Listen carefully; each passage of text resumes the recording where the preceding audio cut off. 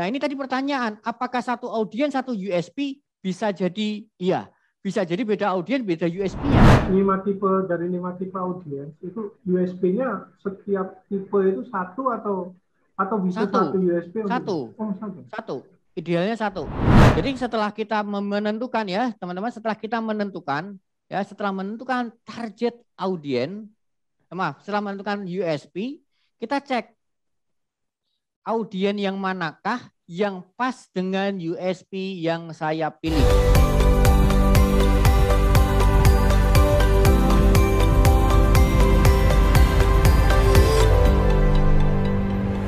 Nah, ini ada 5 tipe audiens. Tipe pertama, inisiator. Artinya apa inisiator? Siapa yang mempunyai ide pertama kali untuk membeli produk ini? Itu inisiator. Oh, saya kok jadi pengen gamis ya. Nah, siapa yang pertama kali menginisiasi untuk pembelian itu? Itulah yang disebut dengan inisiator. Saya kok jadi pengen beli lauk instan ya. Siapa yang menginisiasi ide itu muncul? Itu yang disebut dengan inisiator. Yang kedua adalah influencer. Influencer di sini bukan influencer selebgram ya. Influencer artinya adalah orang-orang yang mempengaruhi si inisiator dalam mengambil keputusan.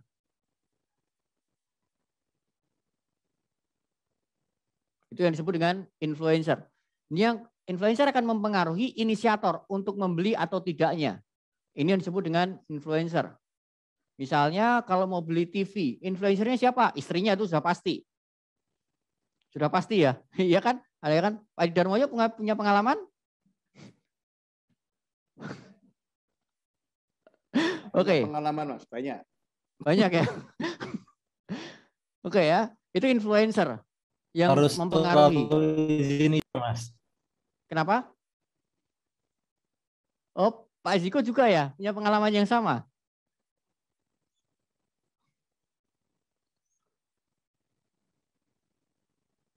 Ini di koneksinya diputus sama istri ya mungkin ya. Kayak hang berhenti. Lagi mau ngomong cabut dulu ya. Oke, influencer. Ini panas beneran ya, nyala. Nyalain boleh. Pak, sudah balik Pak Ziko? Iya, sudah Mas. Mas kalau tadi sempat terputus, apakah koneksinya dicabut sama istrinya? Enggak Mas. Tadi enggak ya? Iya, harus tahu izin istri ya Mas ya kalau beli TV. Oh iya, ya. saya pikir betul. Kita sih. Saya pikir ada jumpernya. Mas mau tanya Mas.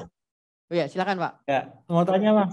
Kalau contohnya case kita Mas, berarti artinya TM sama TA sama ya Mas? Bisa jadi ya. Bisa jadi TM sama TA-nya sama. Kecuali produk Tapi, anak misalkan. Gini, ya. sebentar. Saya belum selesai. Nah, kita ada 5 tipe audiens di sini. Nah, mau berbicara kepada siapa? Influencernya, mau bicara ke inisiatornya, mau bicara ke decisionnya, bicara ke bayarnya, atau berbicara ke usernya. Oke. Gitu ya. Bisa nggak bicara sama influencernya? Bisa. Contohnya, siapa yang mempengaruhi orang-orang ini untuk membeli, memutuskan pembelian model yang mana atau brand apa? Misalnya teman-temannya, misalnya, karena teman-temannya pakai brand yang sama. Contohnya Pak ya. Nah, itu bisa jadi pasang fotonya adalah pas rame-rame bareng-bareng. Jadi kelihatan seragam semuanya.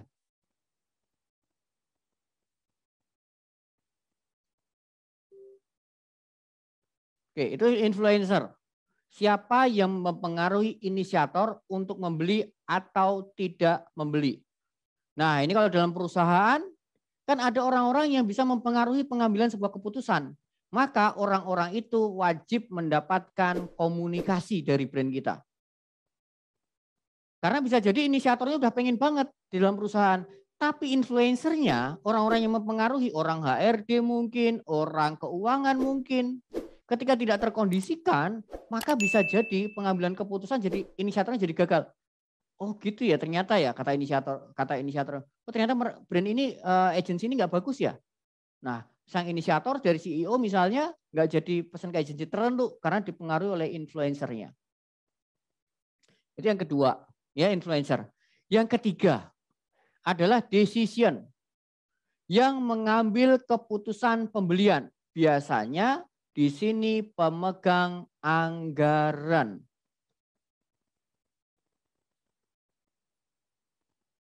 Pak Edi Darmoyo, inisiatornya istrinya, influencer istrinya, decision istrinya gitu Pak ya. Semuanya. Iya, kita user aja Pak. User aja. Pasrah banget.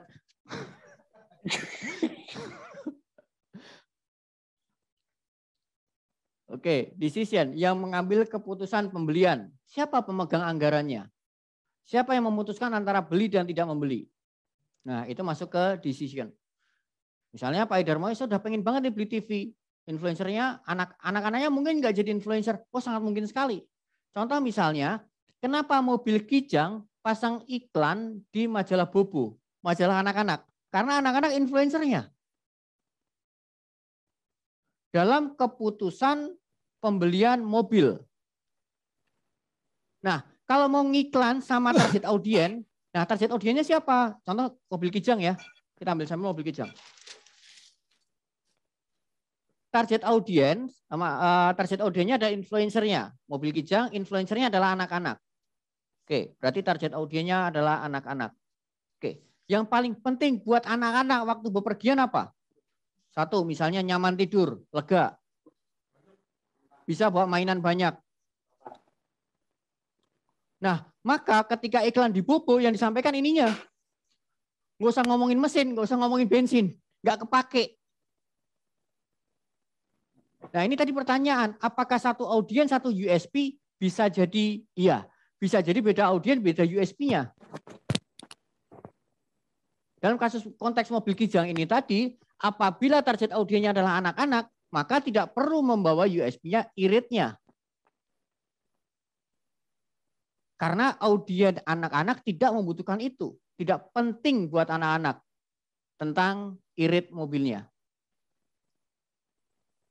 Oke, lanjutkan Mas. 5 tipe audien yang keempat, yaitu buyer. Nah, buyer ini adalah yang berjalan ke toko untuk membeli. Bisa jadi inisiator sama buyernya beda. Misalnya saya mau beli di Tokopedia, beli apa kemarin terakhir? Kemarin Tokopedia beli apa terakhir? Oh, lampu ya misalnya ya. Saya mau beli lampu nih Tokopedia. Saya bilang sama istri saya, tolong beliin lampu di Tokopedia. Nah, saya udah ada speknya. Mereknya ini, pakainya ini, udah. Itu inisiatornya saya, influencernya yang mempengaruhi teman saya, decision ada di saya. Ini serius nih, decision ada di saya ya. Saya beda dengan Pak Edi Darmoyo. Beda ya kita. Oke ya. Bayarnya istri saya. Karena saya minta tolong sama istri saya untuk membelikan barangnya. Nah, andai kata begini. Andai kata, teman-teman cek, andai kata inisiator dengan bayarnya berbeda, maka Anda mempengaruhi buyer untuk mengganti pilihan, nggak ada gunanya. Contohnya istri saya lagi ngechat sama tokonya, dia ajak ngobrol. Mbak, lampu merek itu jelek. Pakai yang ini aja saya punya lebih bagus. Mau beli nggak? Nggak ada gunanya. Karena dia hanya disuruh saja. Ya, jadi hati-hati. Kalau inisiator sama bayarnya berbeda, maka promotion in store, promosi di dalam sosial, promosi di dalam chat, pas mau beli, pas di Indomaret misalnya, itu kemungkinan besar tidak berhasil. Kenapa? Karena inisiator sama bayarnya beda. Ini contoh produk yang lain, contoh produk lain. Misalnya saya menyuruh tim saya, tolong dong kamu ke Indomaret, beliin saya teh botol sosro. Nah, tim saya masuk saya inisiator, bayarnya tim saya. Masuk ke Indomaret. Nah, sampai Indomaret ternyata di sana ada promo. Kalau teh kotak beli 1 gratis 10 misalnya. Nah, mbaknya Indomaret bilang, Mas ini ada promo nih Mas, teh kotak 1 gratis 10. Nah, tim saya nggak bisa ngambil keputusan karena dia hanya buyer aja, karena dia hanya disuruh aja. Nah, ini perlu dicek apakah inisiator dan buyer itu berbeda atau sama. Kalau kasusnya dalam banyak kasus di dalam brand Anda sama, berarti untuk di upselling dan cross selling sangat mungkin. Andai kata inisiator dan buyer berbeda, maka untuk di upselling kemungkinannya kecil sekali.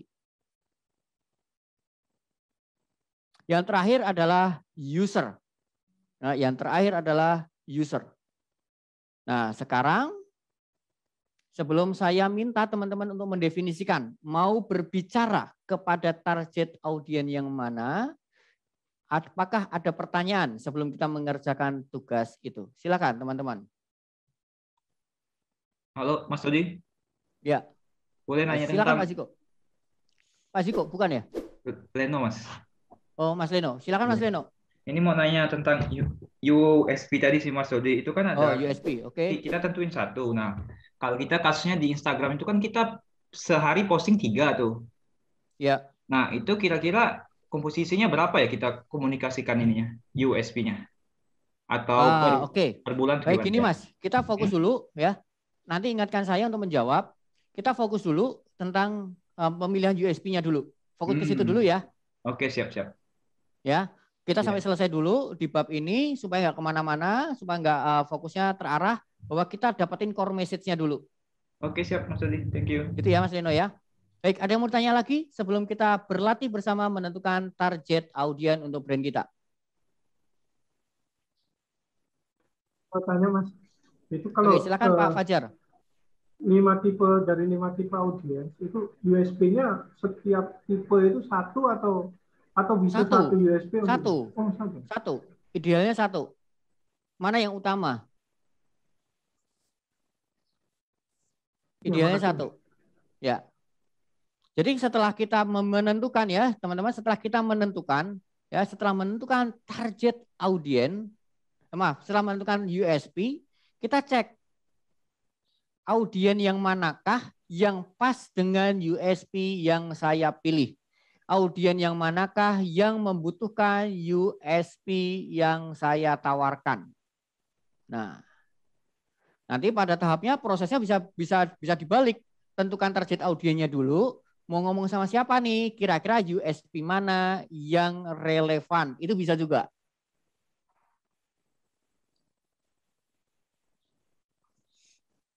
Misalnya kasusnya Sauke. Target audiensnya adalah orang traveling. Nah, orang traveling mungkin nggak butuh kolesterolnya. Nggak butuh audiens kolesterolnya. Nggak butuh USP kolesterolnya. Mungkin USP-nya yang tahan 9 bulan ya. Bisa langsung makan tuh Mas. Mungkin itu lebih powerful. Bisa langsung makannya. Mas, saya mau tanya nih. Misalkan kayak gini. USP yang baby photoshoot ya. Itu yang pertama saya ngambil Instagramable. Karena untuk ngambil si anak orang tua yang udah remaja gitu, yang udah punya Instagram akun-akun 1000-2000-an followers gitu. Tapi kan orang tuanya mainnya di Facebook. Nah, jadi saya ambil USP-nya 2, yang Instagramable buat anaknya, yang lucu saya masukkan USP-nya di Facebook gitu buat berarti orang target tuanya. audiensnya 2. Iya, target audiensnya 2. Ya, untuk target audiens 2 berarti perlu USP yang berbeda. Berarti yang untuk target audiens yang pertama, yang misalkan untuk si anak milenialnya dari orang tua yang hamil Instagramable. Nah, terus kalau misalkan untuk orang tua yang nggak sosial media gitu, kita promosinya di Facebook tapi dengan cara lucu gitu, dan nggak pakai Instagramable lagi, karena Instagramable udah pakai ke itu bisa. Betul. Gitu. Ya, USP-nya bisa berbeda. Tadi saya sampaikan bahwa untuk seperti mobil kijang ini tadi kasusnya, untuk orang tuanya, untuk orang tua mobil kijang mungkin USP-nya adalah iritnya. Tapi untuk anak-anaknya, iklan di influencernya, karena anak-anak, maka yang di USP-nya adalah nyaman untuk tidur, misalnya seperti itu. Oke, baik Mas, terima kasih. Mas, boleh nanya Mas? Oke, gini, kita latihan dulu ya, menentukan target audiens dari 5 tipe audiens itu tadi ya. Oke, teman-teman silakan tentukan 5 tipe audiens, kemudian tentukan mana yang akan Anda ajak komunikasi. Anda bikin iklan kira-kira untuk yang mana? Untuk influencernya kah? Untuk decisionnya kah? Atau untuk inisiatornya? Atau untuk buyernya? Atau untuk usernya? Silakan teman-teman. Oke, baik. Mas Rudi, berarti kita berangkat dari USP yang tadi sudah dipilih ya? Betul, betul. Oh ya, itu poin yang perlu ditegaskan. Bahwa kita berangkat dari USP yang sudah dipilih, kira-kira mana yang paling pas. Oke, jadi teman-teman ya, dari USP yang tadi sudah dipilih, silakan teman-teman tentukan kira-kira USP tersebut cocok dengan tipe audiens yang mana, begitu. Ya. Dan saya mau make sure Mas Rudi, apakah ada kemungkinan USP tersebut cocok dengan lebih dari satu tipe audiens? Oh, ada kemungkinan. Ada kemungkinan. Tapi kita fokus dulu ke siapanya. Ke inisiator, influencer, decision, buyer, atau usernya. Oke, baik. Jadi teman-teman silakan ya, sekarang tentukan kira-kira USP tersebut cocok dikomunikasikan kepada tipe audiens yang mana, begitu. Oke, kita ngomonginnya tipe audiens ya berarti ya Mas Rudi ya, bukan ngomongin deskripsi audiensnya, bukan ya, kita pilih dulu tipe audiensnya.